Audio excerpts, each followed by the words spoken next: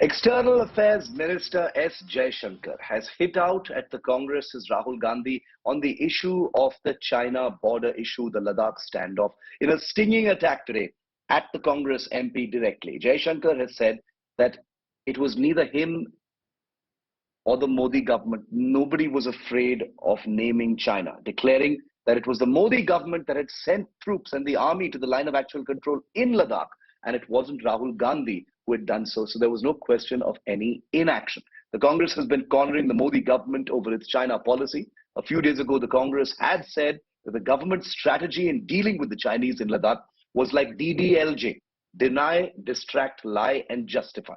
Jaishankar also slammed Western media narratives against India. While questioning the timing of George Soros' recent remarks and the BBC documentary, Jaishankar went on to say that don't know if election season has started in India, but it sure has started in London and New York City. While staying true to his usual no-holds-barred style, the External Affairs Minister also spoke at length on issues pertaining to national security as well as in the global fight against COVID-19. Listen in. Rahul Gandhi didn't get convinced by you. In fact, he said that I think you were. I don't know the exact words, but I think he said that you did not know much about foreign policy matters. You needed to learn a little more. Well, let me put it to you more accurately. This wasn't at a parliamentary committee. I mean, in parliamentary committees we have interacted, but usually what happens in parliamentary committee, I try to keep to myself, so I will not get into it with you either. This, I think, was something he said at some kind of public meeting. I think it was probably in the context of China, if I remember right. Yeah, he's not convinced about China. Yeah, but you know, I mean, he thinks that you are opaque about it. I don't know whether it's opaque or whether, there was a sort of a level of knowledge, understanding. I mean, all I can say in my defense is I have been the longest serving ambassador in China. I have been dealing with a lot of these border issues for a very, very long time. I would say, let me put it to you this way, I'm not suggesting I'm necessarily the most knowledgeable person, but I would have a fairly good self-opinion of my understanding of what is out there. Okay. But you know, I mean, if he has superior knowledge, wisdom, I'm always, as I said, for me, life is a learning process. Superior knowledge, wisdom on China. If he has, I'm always willing to listen. Okay. And learn from Mr. Rahul Gandhi on China. If you think that that's a possibility, I have never closed my mind to anything, however improbable it is.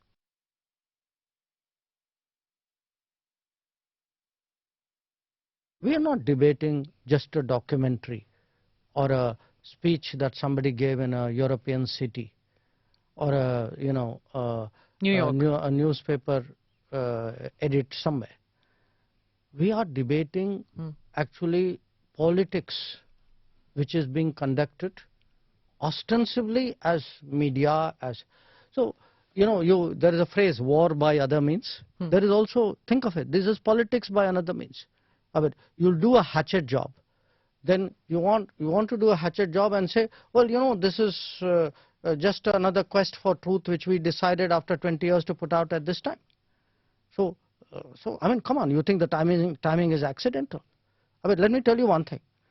I don't know if election season has started in India and Delhi or not, but for sure it has started in London and New York. A lot that is being said, that the rise of Mr. Modi and consequently the rise of India, these two things are happening at the same time, which is not acceptable to people in these Western capitals that you're talking, and certain Indian quarters too. Do you agree with that point of view?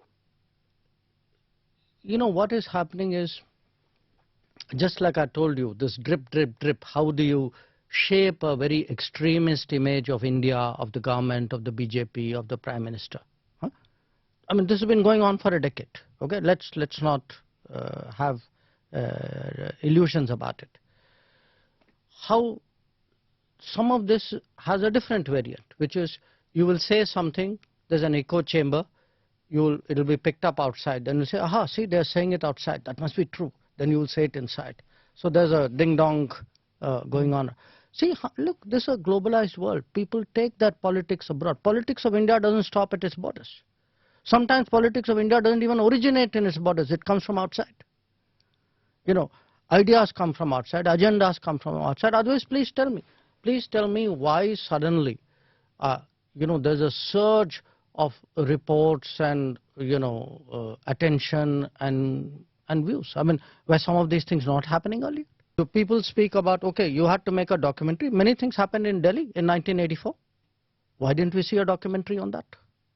If that was your concern, that you felt suddenly one day, okay, I'm very humanistic and I must get justice for people who have been done wrong. So look, don't kid yourself. This is politics at play. This is politics at play by people who do not have the courage to come into the political field. They want to have the Teflon cover saying that, I'm an NGO, I'm a media organization, etc. But they are playing politics. You know that, I know that. How does BJP react to this? Is it, or your government for that matter, is it is it a reactionary measure that you have to take? How do you counter this? Look, I think we will put our point of view across, and as should be rightfully done in a democracy, eventually the public will give its verdict. Which is the electorate. That's what. It's only by the ballot that these things. If he gets re-elected, that means that they have been proven wrong. Is that it? Is that what you're saying? Look, I would say yes, among other things, because in a democracy, don't you trust the ballot box and the people's verdict to be the final opinion? I do. I know there are some people who believe that their view supersedes elections. So, in fact, by the way, even that, look at this term. I like you, you win election, great democracy. I don't like you, you win election, what are you? Electoral autocracy. Yeah, I heard that term. What a great term, right? That's reserved for people you don't like who win elections. So, this is politics, my dear. If you ask me a single thing we have done in the last 10 years which has shaped global views about us, I think it is vaccine maitri. Yeah. That it's almost I would say it's almost emotional to hear what people come and tell you about that. And yet there was criticism at that time, if you remember, Dr. Jaishankar, because people said you haven't managed to, or we haven't managed to vaccinate all of our population, and here we were sending vaccines abroad. There was a lot of criticism then. I don't know if there was a lot, because I think people... Domestically at least there was. I think there was loud criticism from the expected quarters. I would not consider it lot of criticism. It's very interesting in this country. You would have people who, when you do things, say, why are you doing it? When you're not doing it, say, why are you not doing it? If there's consistency, the consistency is in opposition to anything you do. Okay. The fact is, I think most people in this country understood that, it's the right thing to do. And let me tell you one thing. When Delta wave came, because it wasn't only the vaccines. Before that there was a hydroxychloroquine, there was a paracetamol, etc. Think how many countries did their bit to help us. And some of them, like say President Biden, the Americans, they said very clearly, saying that, look, India helped us and we are going to help India. So, this very sort of short-sighted view. And sometimes, as I said, the people who claim to be internationalists suddenly become super nationalist. Beware of such people.